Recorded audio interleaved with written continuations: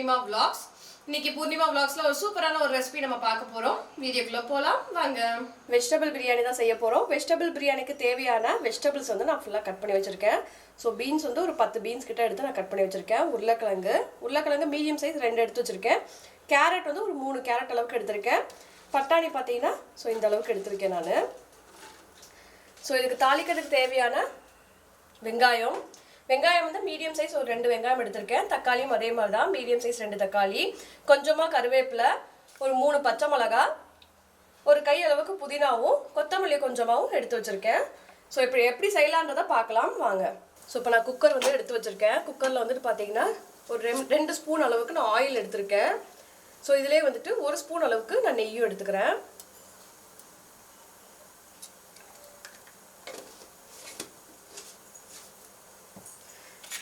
So இதில் spices பார்த்தீங்கன்னா நட்சத்திரப்பூ, மராட்டி மூக்கு, ஏலக்காய் 3, பட்டை, கிராம்பு, கல்பாசி வந்து நான் ஒரு பீஸ் எடுத்து வச்சுருக்கேன். ஸோ இதை அப்படியே நம்ம சேர்த்துக்க போகிறோம்.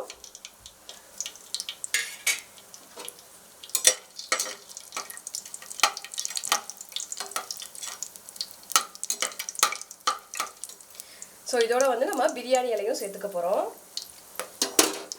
ஸோ இதோட வந்துட்டு நம்ம பிரியாணி இலையும் ஆட் பண்ணிக்கலாம்.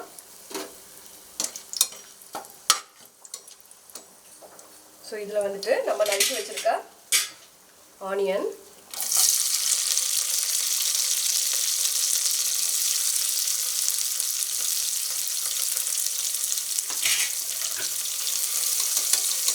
இது நல்லா வதக்கிக்கோங்க. ரொம்ப வதங்கணுன்றது இல்லையா, கொஞ்சமாக வந்து உப்பு சேர்த்து நீங்கள் வதக்கிக்கோங்க, சீக்கிரம் வதங்கிடும்.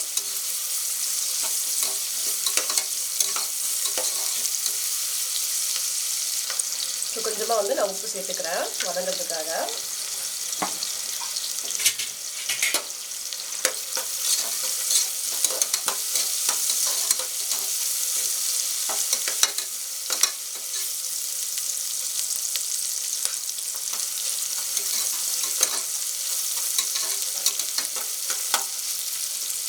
வெங்காயம் பார்த்தீங்கன்னா ஓரளவுக்கு நல்லா வதங்கிடுச்சு.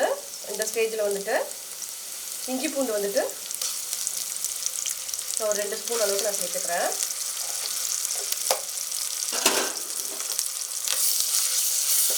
இது நல்லா வந்துட்டு உங்களுக்கு அந்த பச்சை வாசனை போய் எண்ணெய் பிரிஞ்சு வர்ற அளவுக்கு நம்ம வதக்கிக்கலாம்.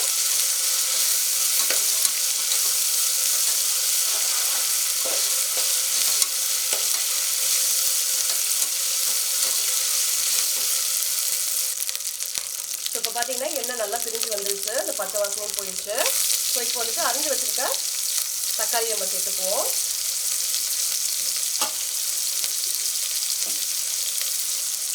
ஸோ இதே வந்துட்டு நான் ஒரு 2 பச்சை மிளகாய் அளவுக்கு எடுத்திருக்கேன். ஸோ அதையும் சேர்த்துக்கோங்க. ஸோ இது நல்லா வதக்கி வச்சுக்கோங்க.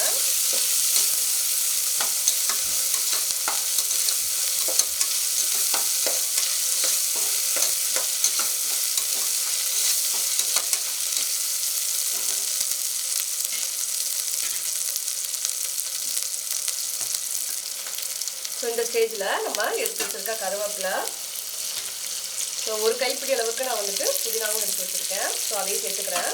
கொஞ்சமாக வந்து கொத்தமல்லி அதையும் சேர்த்துக்கலாம்.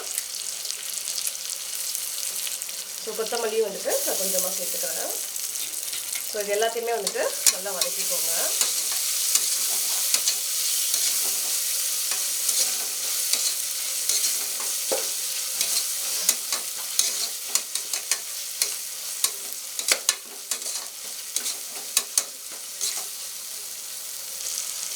தக்காளி, பச்சை மிளகாய் எல்லாமே பார்த்தீங்கன்னா நல்லா வதங்கிடுச்சு. இப்போ நம்ம அரிஞ்சு வச்சுருக்க காய் எல்லாமே நம்ம சேர்த்துக்குவோம். பீன்ஸு, கேரட்டு, உருளைக்கிழங்கு, பட்டாணி, இது அப்படியே வந்துட்டு சேர்த்துக்குவோம்.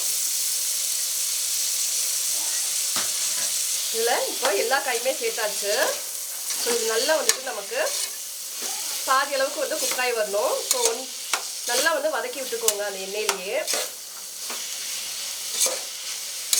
இதிலே வந்து நீங்கள் கொஞ்சமாக வந்து உப்பு சேர்த்துக்கோங்க.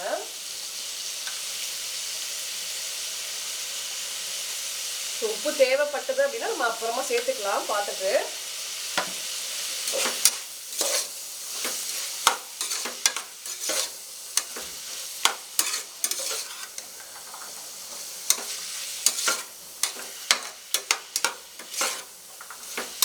ஸோ காய் எல்லாமே பார்த்தீங்கன்னா ஒரு 5 நிமிஷத்துக்கு நல்லா நம்ம வதக்கி விட்டுருக்கோம்.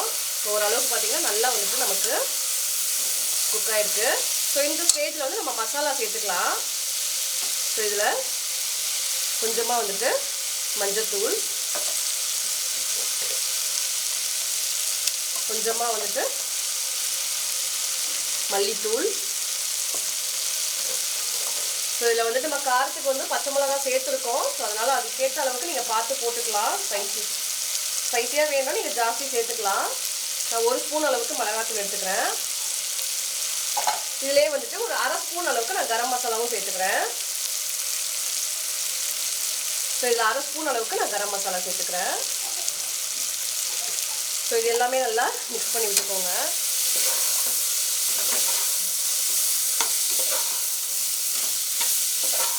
நம்ம இப்போ போட்ட மசாலாலாம் பார்த்தீங்கன்னா அந்த பச்சை வாடை வந்து நல்லா போயிடுச்சு. ஸோ இந்த ஸ்டேஜில் வந்து நம்ம தண்ணி சேர்த்துப்போம். இப்போ வந்து நான் நார்மல் சாப்பாட்டு அரிசி தான் எடுத்திருக்கேன். ஸோ 2 டம்ளர் அளவுக்கு நான் அரிசி எடுத்திருக்கேன். அதனால் இதில் 4 டம்ளர் அளவுக்கு நான் தண்ணி சேர்த்துக்க போகிறேன்.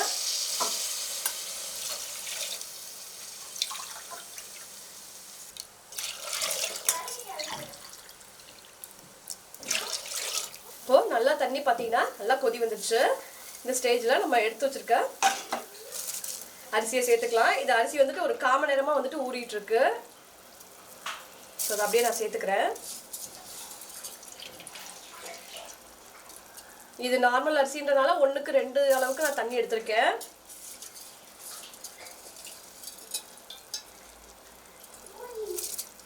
இப்போ நம்ம அரிசி போட்டதுக்கப்புறம் பார்த்தீங்கன்னா நல்லா வந்துட்டு நமக்கு கொதி வந்துடுச்சு. ஸோ இந்த டைமில் வந்து நம்ம குக்கர் மூடியை போட்டு நான் 4 விசில் வச்சுக்க போகிறேன்.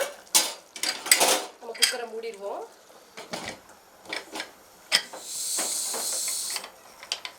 ஸோ நம்ம விசில் வந்து வந்ததுக்கப்புறம் பார்ப்போம். இப்போ குக்கரில் பார்த்தீங்கன்னா விசில் வந்து ஃபுல்லாகவே நமக்கு போயிடுச்சு. இப்போ ஓப்பன் பண்ணி பார்த்துடலாம். ஸோ நல்லா ஆவி பறக்க நமக்கு சூப்பராக வந்துட்டு ஸ்பைசியான மசாலா எல்லாமே நம்ம சேர்த்துருக்கோம். ஸோ வெஜிடபிள் பிரியாணி நல்லா சூப்பராக டேஸ்ட்டில் கிடைக்கும். இதில் வந்துட்டு நம்ம 1 ஸ்பூன் அளவுக்கு நெய் வந்து மேலே நம்ம ஊற்றிக்கலாம்.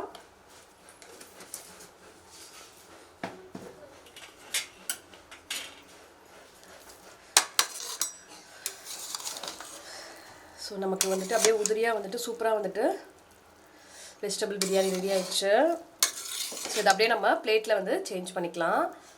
இப்போ நம்ம அப்படியே வந்துட்டு பிளேட்டில் வந்து சேஞ்ச் பண்ணிக்கலாம். ஸோ நமக்கு சூப்பராக வந்துட்டு ரெடி ஆயிடுச்சு வெஜிடபிள் பிரியாணி.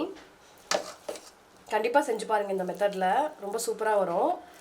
ஸோ பசங்களுக்கு வந்து இந்த மாதிரி வந்து காயெல்லாம் நம்ம சேர்த்து கொடுக்கும்போது ஹெல்த்தியும் கூட அவங்களுக்கு. நம்ம சேனலை இப்போ தான் நீங்கள் ஃபர்ஸ்ட் டைமாக பார்க்குறீங்க அப்படின்னா மறக்காமல் சப்ஸ்கிரைப் பண்ணிடுங்க. பக்கத்தில் இருக்க பெல் ஐக்கானையும் ப்ரெஸ் பண்ணிவிட்டு அதில் ஆல்ன்ற ஆப்ஷனை நீங்கள் கிளிக் பண்ணிக்கோங்க. நான் ஃபர்தராக போகிற வீடியோஸ் எல்லாமே உங்களுக்கு நோட்டிஃபிகேஷனில் வரும். அண்ட் இந்த வீடியோ உங்களுக்கு பிடிச்சிருந்தது அப்படின்னா மறக்காமல் லைக் பண்ணுங்கள், ஷேர் பண்ணுங்கள், சப்ஸ்கிரைப் பண்ணுங்கள். தேங்க்யூ.